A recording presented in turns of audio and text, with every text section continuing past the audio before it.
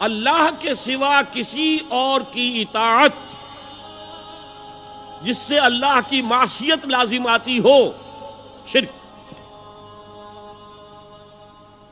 لا طاعت لمخلوق فی معصیت الخالق، مخلوق میں سے کسی کی اطاعت نہیں ہوگی یہ اس معاملے میں جس میں خالق کی معصیت لازم آ رہی۔ ہاں، خالق کے احکام کے اندر والدین کا حکم بھی مانو، اطاعت کرو،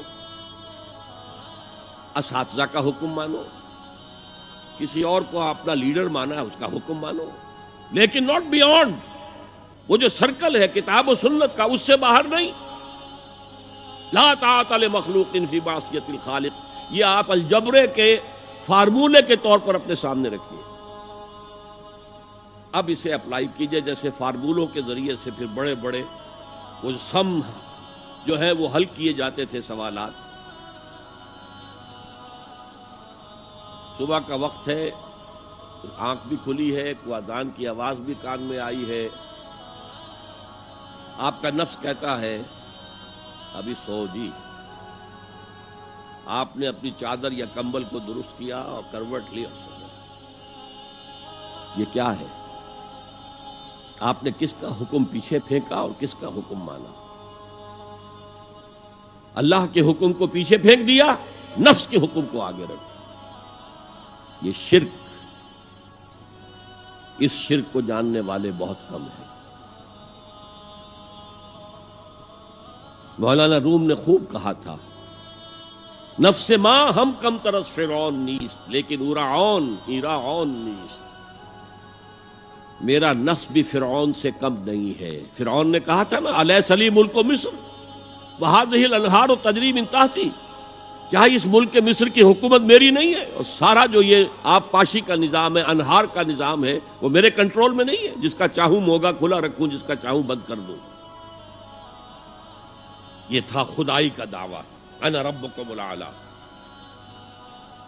تو مولانا روم کہتے ہیں میرا نفس بھی اس سے کمتر نہیں ہے۔ وہ کہتا یہ جسم میرا ہے، اس پر میرا حکم چلے گا، میں نہیں جانتا کون اللہ کون رسول، کیا حرام کیا حلال۔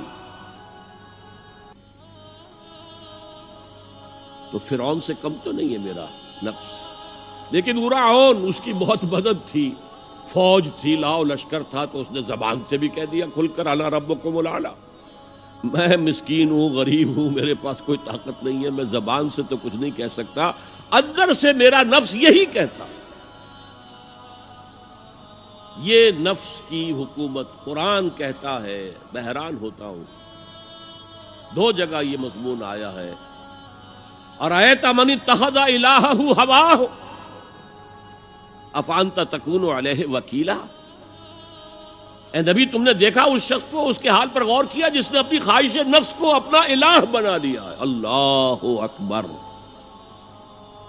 الہ، لا الہ الا اللہ، کلمہ توحید کا مرکزی لفظ یہاں آ رہا ہے، من اتخذ الہہ ہواہ، جس نے اپنی خواہش نفس کو اپنا معبود بنا لیا، الہ بنا لیا۔ افانت تکون علیہ وکیلا، کیا آپ ایسے شخص کی کوئی ذمہ داری لے سکتے ہیں؟ سود حرام ہوا کرے جی، حرام ورام، ہمارا دھندا جو ہے وہ آگے بڑھ نہیں سکتا، تو اللہ کے حکم کو پیچھے ڈالا، نفس کے تقاضے کو آگے رکھا۔ کون معبود ہے آپ کا؟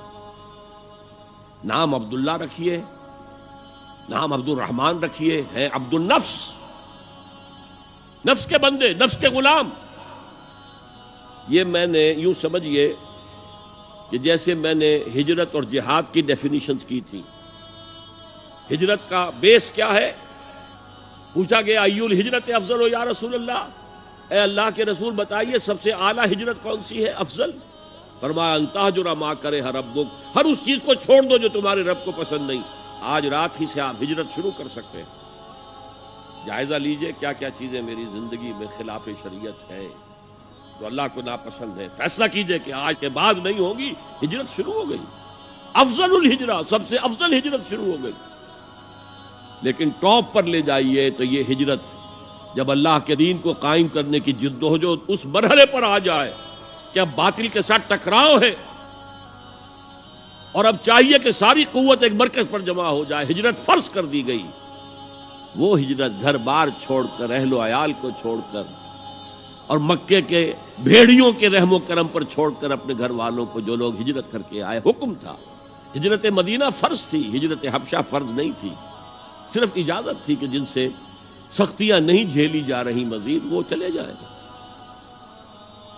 تو ہجرت کا یہ ابتدائی نقطہ، انتہا یہ جہاد، المجاہد من جاہد نفسہ، جہاد تو یہاں سے شروع ہو گیا، اپنے نفس کے خلاف جہاد کرنا۔ صبح نفس نے کہا ابھی سو جاؤ، آپ نے نفس کی بات کو رد کیا، اپنا کمبل اٹھا کے پھینکا، اٹھے، وضو کیا، نماز کے لیے آپ مسجد چل دیے، آپ نے جہاد کیا نفس کے خلاف۔ یہ افضل الجہاد ہے، اور سب سے چوٹی اوپر یہ ہے کہ جب وہ حق و باطل کی جنگ ہو تو جان ہتھیلی پر رکھ کر میدان میں حاضر ہو جاؤ۔